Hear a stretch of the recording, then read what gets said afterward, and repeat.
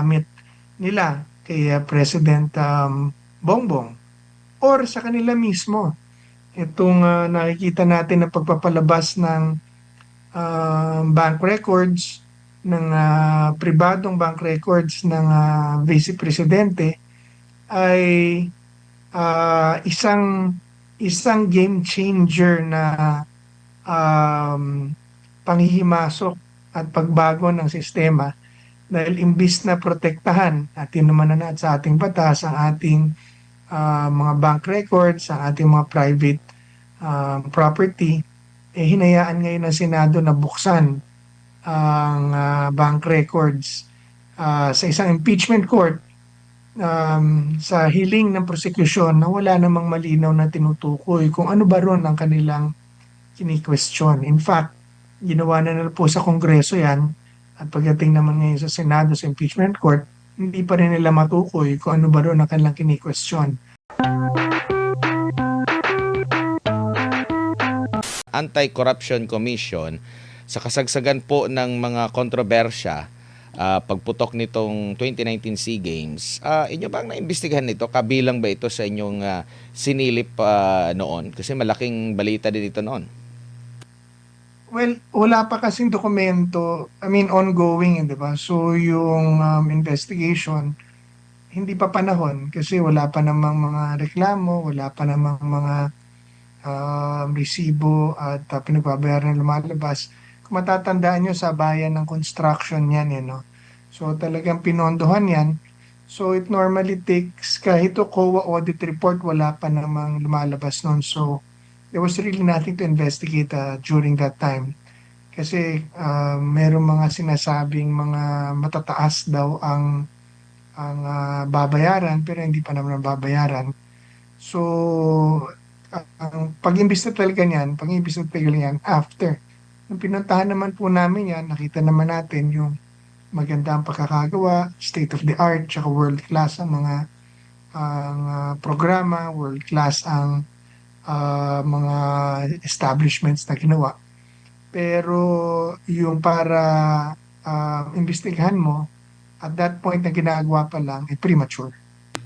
Opo. And ito pong timing naman po, kayo po ba'y nagduda dito sa timing? Dahil umabot na po ng 4 na taon itong kasalukuyang administrasyon.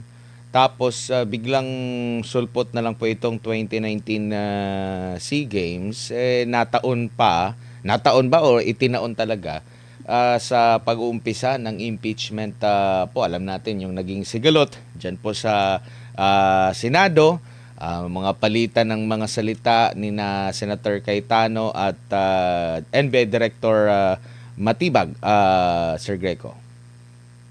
Definitely po to, obviously. Ito po ay atake laban sa isa sa mga pinaka-fierce leaders and critics ng administrasyon ngayon. Dahil alam natin na si Senator Alan Peter Cayetano ang nangunguna sa pagsisiwalat sila ni Senator Marcoleta ng korupsyon at ng mga issues sa flood control. At because of that, tinanggal siya Senate President, nagkaroon ng failed siege sa Senado, nagkaroon ng barilan at uminit. Kung baga, ang dami-dami nagiging Senate President pero nakita natin na nung maging Senate President si Alan Cayetano, Senator Cayetano, parang biglang nagulo ang buong Pilipinas dahil there was attacks coming from the NBI and the administration para alisin siya sa pwesto. Yung tumindi yung mga pananakot ng pagpapakulong sa mga senador, mga kasong sasampa sa kanila, ay tumindi nung si Alan Peter Cayetano naging Senate President. At nung magtagumpay sila na alisin siya Senate President dahil may mga lumipat ng mga senador dahil tinakot niya, ito naman nakita natin, isang NBI Bureau Director. NBI Director lang po yan. Hindi pa ho undersecretary level yan. Ay, for the first time in history, lumalaban sa mga opisyal na matataas sa kanya at sa mga institusyon na mas mataas sa kanya. In fact, kasing taas ng pinakapinuno nila. And an NBI director doesn't even report to the president. It reports only to the Department of Justice Secretary. And yet, siya ang ginagamit na attack dog. So definitely itong investigasyon po nito ay talagang kinukulayan ng politika. This is to discredit Senator Peter Cayetano for leading the criticism and exposés against government. Specifically, yung pag-open ng mga flood control controversies. Dahil yan po ang mahalaga sa taong bayan ngayon, sa publiko. Hindi po ito impeachment. Ang gusto marinig ng tao ay sino nakinabang at saan napunta ang bilyong-bilyong pera na napunta sa flood control scandal. Chairman, good evening. Si MJ po ito. Sir, nakikita po ba ninyo na tama ang pagtutok sa tip of the spear of the government? NBI, nasa dulo yan, sir, ng talim, ng pamahalaan. Dito po sa issue ng paghili po natin ng accountability, yung flood control, hindi yata, diba dapat sa flood control probe, itutok itong mga ganitong katindi na mga aksyon? Tama po. Obviously po, ang pamahalaan ay ang investigasyon na isinusulong ng pamahalaan is politically motivated. It is targeted against political critics and leaders of the opposition that is exposing the truth. You know, pinakukulong, nakita natin, pinakukulong ang mga taong nagsasalita, kinakasuhan, iniimbestigahan, tinatakot at ginagamit ang puwersa ng gobyerno para sila po ay takutin. Basically, to quell the opposition, which deprives our democratic rights to speech, to express, and to be heard. Ito po ay matinding violation ng karapatang pangtao na sinisafeguard ng saligang batas. Ito po ang kanilang mga aksyon, binibihisan nila ng mga legalities, pero alam po natin na ito po ay pantitirya lamang sa mga lumalaban sa abuso at korupsyon ng gobyerno. Dahil kung hindi, bakit hindi nila ginagawa or ginagamit ang talas at higpit ng batas sa mga tao na kasama nila at mga opisyal na kasama nila? Gaya ng investigasyon sa impeachment o sa impeachment process na sa stringency ng batas na ginagamit nila kay VP Sara, hindi naman natin nakikita na ginagamit nila kay President Bongbong or sa kanila mismo. Itong nakikita natin na pagpapalabas ng bank records, ng pribadong bank records ng Vice Presidente ay isang game changer na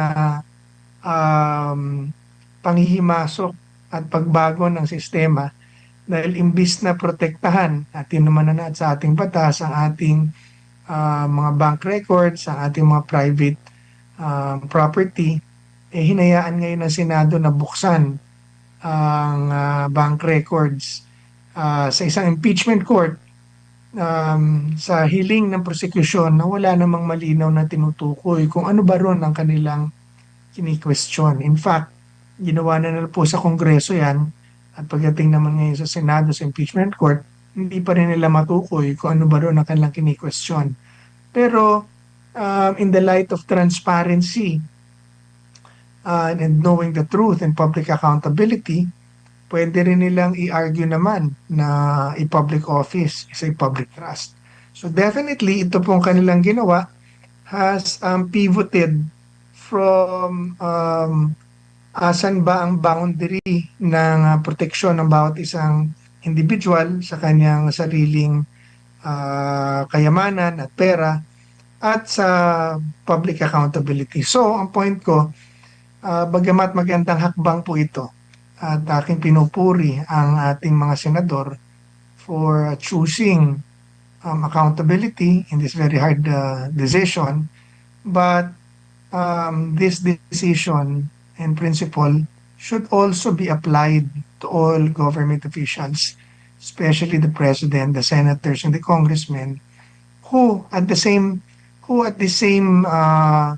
same way declares their SALN, have bank accounts, and are accused of enriching themselves, generally in public office. So ibig sabihin, a rule for one must be the rule for all. So dahil ginawa nila ito kaya pinayagan nila ito mangyari kay VP Sara, dapat payagan din po nila ito para sa lahat. So yun po nakikita nating lahat na problema sa nangyayaring mga pagkilos ng administrasyon. It is all targeted against political opponents, specifically VP Sara, and the critics against corruption at yung mga tao na perceive nila nakakampi ni VP Sara. So hindi na katarungan ang ating nakikita rito. Ito ay nakikita natin politika at political vendetta para lang maalis ang pinakamalakas nilang kalaban sa politika at mailagay ang kanilang mga tao at manatili sa kapangyarihan sa 2028. Opo, binanggit po ninyong nakataga, rule for all. Nabanggit po kanina sa ikapitong araw po ng impeachment trial, yung pong pagkakaiba ng pagtrato ng impeachment complaint laban kay President BBM at ito namang impeachment complaint kay VP Sara. Anong tingin mo doon, Chairman, bilang dating chairman po ng Presidential Anti-Corruption Commission? Ang pinag-uusapan po dito, yung pagsingil sa di umunoy mga irregularidad sa matataas na opisyal ng gobyerno, both the President and the Vice President. Tama po. Bakit yung kay kay PBBM, dinismiss, tapos yung kay Sara, kay VP Sara, ipinipilit? Bakit ganon? Yun po ang malaking katanungan. In fact, kung merong tatandaan po natin na ang tunay at orihinal na merong akusasyon at alegasyon sa korupsyon ay si BBM. Dahil nung pati ang kanyang ama ay umupo, yan po ang reklamo ng taong bayan, abuso sa kapangyarihan. Maraming namatay noon ng mga kritiko, maraming ikinulong ng mga kritiko. 70,000 ang recorded na kinulong or 30,000 ang kinulong na nakasurvive ng torture ng mga dahilan sa politika at 3,000 ang sinasabing namatay noong panahon niya at bilyong-bilyong pera ang di umano ninakaw ng administrasyon. Ibig sabihin, and this was the very reason na they were hated for many decades. In fact, inapon sila sa bansa until makabalik sila. And for a long time, they were only staying in their province. Very local ang kanilang politika and they were only they were only getting positions in the Senate and Congress. Pero the Dutertes had no corruption issues. Merong mga issue na mga peace and order issues, mga namamatay na mga kriminal, mga EJK na mga aligasyon, pero nothing about corruption. Pero bakit ngayon, no pumutok ang flood control, ang dami nagsalita, mga contractors, mga official, congressmen, tinuturo sila, mga sundalo and witnesses, tinuturo sila, nag-file ng affidavit, nagpadala ng ebidensya, at itinuturo ang Pangulong Marcos mismo, ang dating speaker at ang kanyang pamilya at ang kanilang mga alagad. Nung sila na itinuturo, na wala naman tayo nakitang nakasuhan o napakulong na talagang masterminds, maliban dun sa mga mga utusan nila, mga DPWH employees, na mga inuutusan nila, pero mastermind wala. In fact, ang nakulong pa ay yung mga nagki-criticize at nag-i-expose at naglalabas ng ebidensya. So, yan po ang problema sa nakikita nating investigasyon. Kaya alam natin na ito po ay politically targeted. Hindi po ito talaga search for truth. Dahil if it was, then the same law and the same strictness of the law should have been applied both to the President, the Vice President, at ngayon, pati ang Senado at ang Kongreso na naglilitis at naglalatag ng kaso sa Vice President ay dapat din pong pumasok sa parehas na batas para mapatunayan nila na sila ay karapat-dapat maglitis at maging judge at humarap sa publiko. Dahil ito pong